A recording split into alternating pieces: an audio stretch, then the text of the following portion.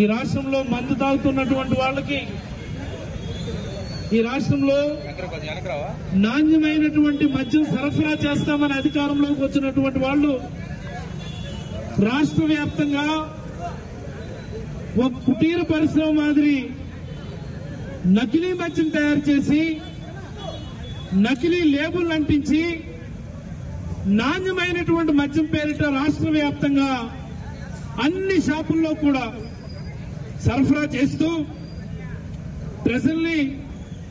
ప్రజల ఆరోగ్యాన్ని ఏ మాదిరి గుల చేస్తా ఉన్నారో మనందరం చూస్తా ఉన్నాం. ఒకటి గమనించాలా, గతంలో జగన్మోహన్ రెడ్డి గారు ఉన్నప్పుడు ప్రభుత్వాలే షాపులు మెయింటైన్ చేస్తున్నప్పుడు చాలా ఖచ్చితంగా నోటిఫైడ్ డిస్టిలరీస్ నుండి నోటిఫైడ్ బ్రాండ్స్ ను సరఫరా చేస్తూ ప్రజల ఆరోగ్యానికి గ్యారంటీ ఇచ్చినటువంటి సందర్భం. మరి ఈ రోజు ఏది, ఎక్కడుంది ప్రజల ఆరోగ్యానికి భద్రత? ఎక్కడుంది మందు తాగే వాళ్ళకి ఇది నాణ్యమైనదా నకిలీదా అన్నటువంటి భరోసా ఎక్కడుందో నేను అడుగుతా ఉన్నాను నేను. మరి దీని ముఖ్యమంత్రి గారు కానీ ఇతరత్ర నాయకులు కానీ ఎవరు సమాధానం చెప్తారు? ఎన్ని వేల ప్రాణాలు పోయి ఉంటాయి ఈ 16 నెలల్లో ఒకసారి గమనించమని ప్రజలందరినీ కోరుతా ఉన్నాను. వైసీపీ వాళ్లే నకిలీ మద్యాన్ని అలవాటు చేశారట. సిగ్గు లజ్జ ఉండాలంటూ మాటలు మాట్లాడడానికి, బుర్రా బుద్ధి ఉండాలంటూ మాటలు మాట్లాడడానికి స్వయంగా ఎమ్మెల్యేగా పోటీ చేసినటువంటి మీ అభ్యర్థి దీనికి సూత్రధారుడైతే దాన్ని కూడా మీరు వైఎస్ఆర్ కాంగ్రెస్ పార్టీకి అంటగడతా ఉన్నారంటే అది మీ దివాలా కోరుతనానికి నిదర్శనమని చెప్పి ఈ సందర్భంగా తెలుగుదేశం నాయకులకు నేను చెప్పదలుచుకున్నాను. నేను నకిలీ మద్యం ఒక ముఠా అయితే వేల కోట్లు దందా జరుగుతూ ఉంటే పలాస నియోజకవర్గంలో మరో రకమైనటువంటి అదనపు దందా జరుగుతూ ఉంది. అమ్ముతున్నదేమో నకిలీ మద్యమే, దానిపైన కూడా మళ్ళీ అదనంగా లిక్కర్ బాటిల్ కి 10 రూపాయలు అదనంగా వసూలు చేస్తా ఉన్నారు. ఎవరి జేబులోకి వెళ్తా ఉన్నాయి ఇవి? గతంలో ప్రశ్నిస్తే 4 రోజులు ఆపారు, మళ్ళీ నెమ్మదిగా మొదలు పెడతా ఉన్నారు. పోలీసులు చెప్పినా పట్టించుకోరు, ఎక్సైజ్ అధికారులు చెప్పినా పట్టించుకోరంటే దాని అర్థం ఏంటి? ఒకటి పోలీసులన్నా వాళ్ళతో అడ్జస్ట్మెంట్ అయి ఉండాలా, లేదా ఎక్సైజ్ అధికారులైనా వాళ్ళతో అడ్జస్ట్మెంట్ అయి ఉండాలా.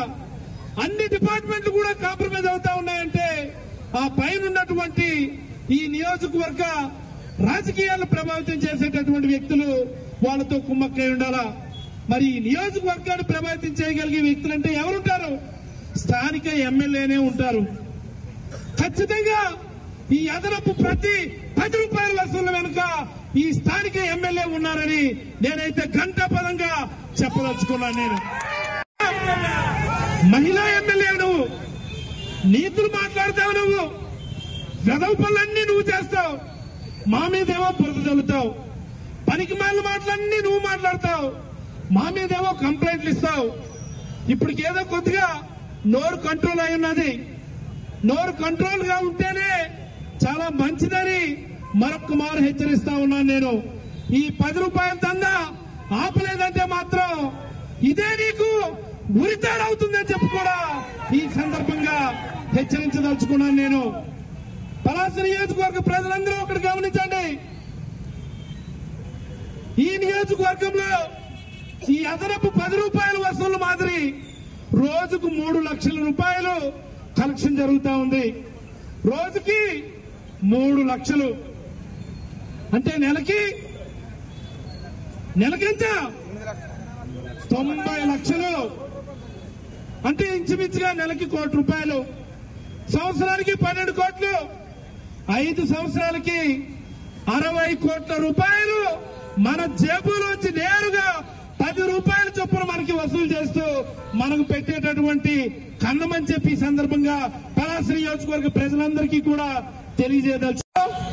ఇక్కడే ఉన్నాడు మా సిస్టర్ గోపి, వాళ్ళ స్నేహితులు 10 రూపాయలు అదనంగా వసూలు చేస్తున్నామంటే మాకేం చేయమంటారండి? ఈ 10 రూపాయలు కట్టిన మాకేట్ చెందదు, ఇది పై వాళ్ళకి ఇచ్చేయాలి మేము అని చెప్పి ఓపెన్ గా చెప్తా ఉన్నారు. మరి ఎవరా పై వాళ్ళంటే? ఎవరా పై వాళ్ళంటే? దీన్నే గతంలో గౌరవ ఉప ముఖ్యమంత్రి వర్యులు అప్పుడెప్పుడో పలాస నియోజకవర్గానికి ఆయన 19 ఎన్నికల ముందు వచ్చినప్పుడు ఇదే దందానే ఆయన మాట అన్నారు, అల్లుడు ట్యాక్స్ అని చెప్పేసి అన్నారు.